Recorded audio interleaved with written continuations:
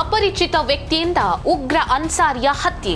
ಇವನ ಹತ್ಯೆ ಪಾಕಿಸ್ತಾನಕ್ಕೆ ಒಂದು ವಾರ್ನಿಂಗ್. ಅಪರಿಚಿತ ವ್ಯಕ್ತಿಗಳಿಂದ ಎಷ್ಟು ಉಗ್ರರು ಹತ್ಯೆಗೀಡಾಗಿದ್ದಾರೆ. ಈ ಅಪರಿಚಿತ ವ್ಯಕ್ತಿಗಳನ್ನ ಕಳಿಸ್ತಿರೋದು ಯಾರು? ಟೆರರಿಸ್ಟ್ಗಳ ಸರ್ವನಾಶ ಆಗ್ತಾ ಇರೋದು ಒಳ್ಳೇದೇ ಅಲ್ವಾ?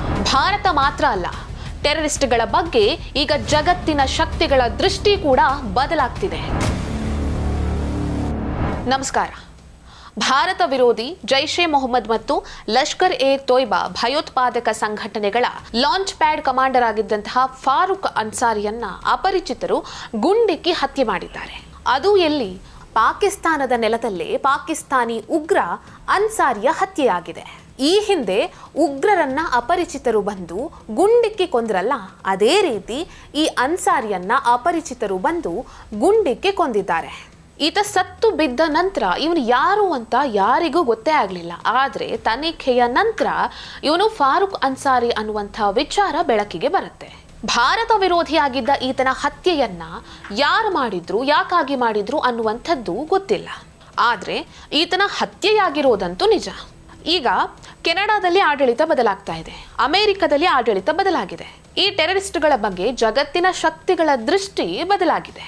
ಇದೇ ಸಮಯದಲ್ಲಿ ನಿಗೂಢ ಶಕ್ತಿಗಳು ಕಾರ್ಯಾಚರಣೆಗಿಳಿದಿದೆ, ಅನ್ಸಾರಿಯನ್ನ ಕೊಂದು ಹಾಕಿದೆ. ಇದು ಬಹಳ ಕುತೂಹಲಕಾರಿ ಡೆವಲಪ್ಮೆಂಟ್. ಈ ಘಟನೆ ಪಾಕಿಸ್ತಾನದಂತಹ ದೇಶಗಳಿಗೆ ಒಂದು ವಾರ್ನಿಂಗ್. ಅನ್ಸಾರಿ ಮಾತ್ರ ಅಲ್ಲ, ಈ ಹಿಂದೆ ಅನೇಕ ಉಗ್ರರು ಅಪರಿಚಿತರ ಕೈಯಿಂದ ಹತ್ಯೆಯಾಗಿದ್ದಾರೆ. ಅವರು ಯಾರು? ಅದನ್ನೊಮ್ಮೆ ನೋಡ್ಕೊಂಡು ಬರೋಣ.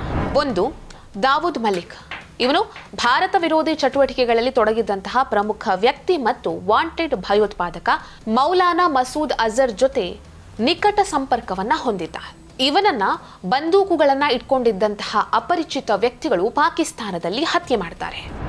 ಎರಡನೇ ಭಯೋತ್ಪಾದಕ ಶಾಹಿದ್ ಲತೀಫ್. ಇವನನ್ನ 2023 ಅಕ್ಟೋಬರ್ 11ರಂದು ಅಪರಿಚಿತರು ಹತ್ಯೆ ಮಾಡ್ತಾರೆ.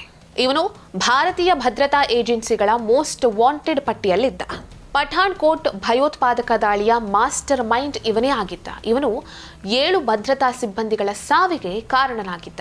ಇವನನ್ನ ಪಾಕಿಸ್ತಾನದ ಸಿಯಾಲ್ಕೋಟ್ನಲ್ಲಿ ಅಪರಿಚಿತರು ಕೊಲ್ತಾರೆ. ಇನ್ನು ಮೂರನೇ ಭಯೋತ್ಪಾದಕ ಜಿಯಾವುರ್ ರೆಹಮಾನ್. ಇವನನ್ನ 2023 ಸೆಪ್ಟೆಂಬರ್ 29ರಂದು ಕರಾಚಿಯಲ್ಲಿ ಅಪರಿಚಿತ ವ್ಯಕ್ತಿಗಳು ಗುಂಡಿಕ್ಕಿ ಕೊಲ್ತಾರೆ. ಇವನು ಲಷ್ಕರ್ ಎ ತೊಯ್ಬಾದ ಸದಸ್ಯನಾಗಿದ್ದ.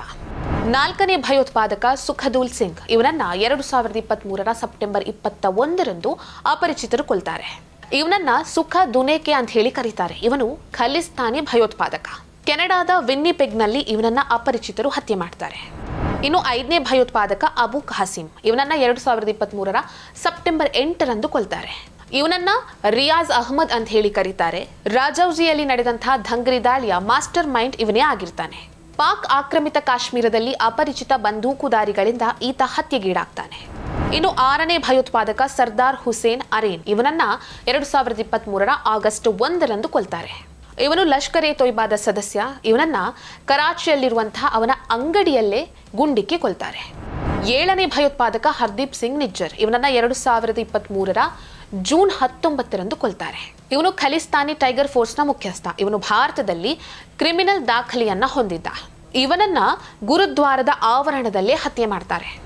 8 ಅವತಾರ್ ಸಿಂಗ್ ಖಂಡ. ಇವನನ್ನ 2023 ಜೂನ್ 16ರಂದು ಹತ್ಯೆ ಮಾಡ್ತಾರೆ. ಇವನು UK ಮೂಲದ ಖಲಿಸ್ತಾನಿ ಭಯೋತ್ಪಾದಕ. ಲಂಡನ್ನಲ್ಲಿರುವಂತಹ ಭಾರತೀಯ ಹೈಕಮಿಷನ್ ಅನ್ನ ಧ್ವಂಸಗೊಳಿಸುವಲ್ಲಿ ಇವನು ಪ್ರಮುಖ ಪಾತ್ರವನ್ನ ವಹಿಸಿದ್ದ. ಬರ್ಮಿಂಗ್ಹ್ಯಾಮ್ನಲ್ಲಿರುವಂತಹ ಆಸ್ಪತ್ರೆಯಲ್ಲಿ ಇವನು ಸಾವನ್ನಪ್ತಾನೆ. 9 ಪರಮ್ಜಿತ್ ಸಿಂಗ್ ಪಂಜ್ವಾರ್. ಇವನನ್ನ 2023 ಮೇ 6ರಂದು ಹತ್ಯೆ ಮಾಡ್ತಾರೆ. ಇವನನ್ನ ಮಲಿಕ್ ಸರ್ದಾರ್ ಸಿಂಗ್ ಅಂತಲೂ ಕರೀತಾರೆ. ಇವನು ಖಲಿಸ್ತಾನಿ ಕಮಾಂಡ್ ಫೋರ್ಸ್ನ ಮುಖ್ಯಸ್ಥ. ಇವನು ಭಾರತದ ಮೋಸ್ಟ್ ವಾಂಟೆಡ್ ಟೆರರಿಸ್ಟ್ನ ಪಟ್ಟಿಯಲ್ಲಿದ್ದ. ಲಾಹೋರ್ನಲ್ಲಿ ಈತನನ್ನ ಗುಂಡಿಕ್ಕಿ ಕೊಲ್ಲಲಾಗುತ್ತೆ. 10 ಸೈಯದ್ ನೂರ್ ಶಾಲೋಬರ್. ಇವನನ್ನ 2023 ಮಾರ್ಚ್ 4ರಂದು ಹತ್ಯೆ ಮಾಡ್ತಾರೆ. ಇವನು ಕಾಶ್ಮೀರಿ ಕಣಿವೆಯಲ್ಲಿ ಭಯೋತ್ಪಾದಕರನ್ನ ನೇಮಿಸಿಕೊಳ್ಳುವಲ್ಲಿ ಕುಖ್ಯಾತಿ ಪಡೆದಿದ್ದ. ಇವನನ್ನ ಪಾಕಿಸ್ತಾನದಲ್ಲೇ ಅಪರಿಚಿತರು ಕೊಲ್ತಾರೆ. ಇನ್ನು 11ನೇಯ ಭಯೋತ್ಪಾದಕ ಬಶೀರ್ ಅಹಮದ್ ಪೀರ್. ಇವನನ್ನ 2023 ಫೆಬ್ರವರಿ 20ರಂದು ಕೊಲ್ತಾರೆ. ಇವನನ್ನ ಇಮ್ತಿಯಾಜ್ ಆಲಂ ಅಂತ ಹೇಳಿ ಕರೀತಾರೆ. ಇವನು ಕಾಶ್ಮೀರದ ಕಣಿವೆಯಲ್ಲಿ ಭಯೋತ್ಪಾದನೆಯಲ್ಲಿ ಪ್ರಮುಖ ಪಾತ್ರವನ್ನ ವಹಿಸಿದ್ದ. ಇವನನ್ನ ಪಾಕಿಸ್ತಾನದ ರಾವಲ್ಪಿಂಡಿಯಲ್ಲಿ ಅಪರಿಚಿತ ಬಂದೂಕುದಾರಿಗಳು ಕೊಲ್ತಾರೆ. ಇನ್ನು 12ನೇಯ ಭಯೋತ್ಪಾದಕ ಸೈಯದ್ ಖಾಲಿದ್ ರಜಾ. ಇವನನ್ನ 2023 ಫೆಬ್ರವರಿ 27ರಂದು ಹತ್ಯೆ ಮಾಡ್ತಾರೆ. ಇವನು ಅಲ್ ಬದ್ರ್ ಮುಜಾಹಿದ್ರೀನ್ ಅನ್ನುವಂತಹ ಭಯೋತ್ಪಾದಕ ಸಂಘಟನೆಯ ಕಮಾಂಡರ್ ಆಗಿರ್ತಾನೆ. ಇವನನ್ನ ಕರಾಚಿಯಲ್ಲಿ ಕೊಲ್ತಾರೆ. 13ನೇ ಭಯೋತ್ಪಾದಕ ಐಜಾಜ್ ಅಹಮ್ಮದ್ ಅಹಂಗರ್ ಇವನನ್ನ ಫೆಬ್ರವರಿ 14, 2023 ಹತ್ಯೆ ಮಾಡ್ತಾರೆ. ಇವನು ಅಫ್ಘಾನಿಸ್ತಾನದಲ್ಲಿ ಶವವಾಗಿ ಪತ್ತೆಯಾಗ್ತಾನೆ. ಇವನನ್ನ ತಾಲಿಬಾನಿಗಳು ಕೊಂದಿದ್ದಾರೆ ಅಂತ ಹೇಳಲಾಗುತ್ತೆ. ಇನ್ನು 14ನೇ ಭಯೋತ್ಪಾದಕ ಹರ್ವಿಂದರ್ ಸಿಂಗ್ ಸಂಧು ಇವನನ್ನ 19 ನವೆಂಬರ್ 2022 ಕೊಲ್ತಾರೆ. ಪಂಜಾಬಿ ಗಾಯಕ ಸಿದ್ದು ಮೂಸೇವಾಲಾ ಹತ್ಯೆಯಲ್ಲಿ ಈತನ ಕೈವಾಡ ಇದೆ ಅಂತ ಹೇಳಲಾಗುತ್ತೆ. ಇವನು ಲಾಹೋರ್ನ ಆಸ್ಪತ್ರೆಯಲ್ಲಿ ಸಾವನ್ನಪ್ತಾನೆ. ಇನ್ನು 15ನೇ ಭಯೋತ್ಪಾದಕ ರಿಪು ದಮನ್ ಸಿಂಗ್ ಮಲ್ಲಿಕ್ ಇವನನ್ನ 14 ಜುಲೈ 2022 ಹತ್ಯೆ ಮಾಡ್ತಾರೆ. ಇವನು ಖಲಿಸ್ತಾನಿ ಭಯೋತ್ಪಾದಕರೊಂದಿಗೆ ನಿಕಟ ಸಂಬಂಧವನ್ನ ಹೊಂದಿದ್ದ. 1985 ನಡೆದ ಏರ್ ಇಂಡಿಯಾ ವಿಮಾನದ ಬಾಂಬ್ ಸ್ಫೋಟದ ಪ್ರಕರಣಕ್ಕೆ ಸಂಬಂಧಿಸಿದಂತೆ ಈತರ ಕೈವಾಡ ಇದೆ ಅಂತ ಹೇಳಲಾಗುತ್ತೆ. ಇವನನ್ನ ಕೆನಡಾದಲ್ಲಿ ಗುಂಡಿಕ್ಕಿ ಕೊಲ್ಲಲಾಗುತ್ತೆ. ಇನ್ನು 16ನೇ ಭಯೋತ್ಪಾದಕ ಜಹೂರ್ ಮಿಸ್ತ್ರಿ ಇವನನ್ನ ಮಾರ್ಚ್ 1, 2022 ಕೊಲ್ಲಲಾಗುತ್ತೆ. ಇವನು ಜೈಷೆ ಮೊಹಮ್ಮದ್ ಅನ್ನುವಂತಹ ಭಯೋತ್ಪಾದಕ ಸಂಘಟನೆಗೆ ಸೇರಿದಂತಹ ಭಯೋತ್ಪಾದಕ. ಭಾರತೀಯ ಏರ್ಲೈನ್ಸ್ IC-814 ವಿಮಾನ ಅಪಹರಣದಲ್ಲಿ ಈತ ಭಾಗಿಯಾಗಿದ್ದ. ಕರಾಚಿಯಲ್ಲಿ ಈತನನ್ನ ಗುಂಡಿಕ್ಕಿ ಕೊಲ್ಲಲಾಗುತ್ತೆ. ಇಷ್ಟೂ ಉಗ್ರರನ್ನ ಅಪರಿಚಿತರು ಕೊಂದು ಹಾಕಿದ್ರು. ಈಗ ಅನ್ಸಾರಿಯನ್ನ ಕೂಡ ಮೋಟಾರ್ ಸೈಕಲ್ ನಲ್ಲಿ ಬಂದಂತಹ ಅಪರಿಚಿತ ಬಂದೂಕುಧಾರಿಗಳು ಕೊಂದು ಹಾಕಿದ್ದಾರೆ. ಇಲ್ಲಿರುವಂತಹ ಒಂದು ಊಹೆ ಏನಂದ್ರೆ ಇದನ್ನ ಭಾರತೀಯ ಇಂಟೆಲಿಜೆನ್ಸ್ ಜೊತೆ ನಿಕಟ ಸಂಬಂಧವನ್ನ ಹೊಂದಿರುವಂತಹ ಶಕ್ತಿಗಳು ಮಾಡ್ತಿದೆ ಅಂತ ಹೇಳಲಾಗುತ್ತೆ. ಹೀಗೆ ಭಾರತದ ಜೊತೆ ನಂಟಿರುವಂತಹ ಶಕ್ತಿಗಳು ಮಾಡ್ತಿದೆ ಅಂದ್ರೆ ಇದು ಒಳ್ಳೆ ವಿಚಾರನೇ. ಯಾಕಂದ್ರೆ ಈ ಉಗ್ರರನ್ನ ಭಾರತಕ್ಕೆ ಕರೆಸಿ ಅವರಿಗೆ ಶಿಕ್ಷೆ ಕೊಡುವಂತದ್ದು ಬಹಳ ಸಮಯ ತೆಗೆದುಕೊಳ್ಳುವಂತಹ ವಿಚಾರ.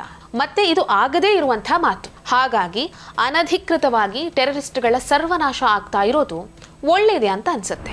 ಈ ವಿಡಿಯೋ ನಿಮಗೆ ಇಷ್ಟ ಆಗಿದ್ದಲ್ಲಿ ಲೈಕ್ ಮಾಡಿ, ಶೇರ್ ಮಾಡಿ, ಕಮೆಂಟ್ ಮಾಡಿ. ನೀವಿನ್ನೂ ನಮ್ಮ ಚಾನೆಲ್ ಅನ್ನು ಸಬ್ಸ್ಕ್ರೈಬ್ ಮಾಡಲಿಲ್ಲ ಅಂದ್ರೆ ದಯವಿಟ್ಟು ಸಬ್ಸ್ಕ್ರೈಬ್ ಮಾಡಿ. ಹೆಚ್ಚಿನ ಮಾಹಿತಿಗಾಗಿ ಪಕ್ಕದಲ್ಲೇ ಇರುವಂತಹ ಬೆಲ್ ಐಕನ್ ಅನ್ನು ಪ್ರೆಸ್ ಮಾಡಿ.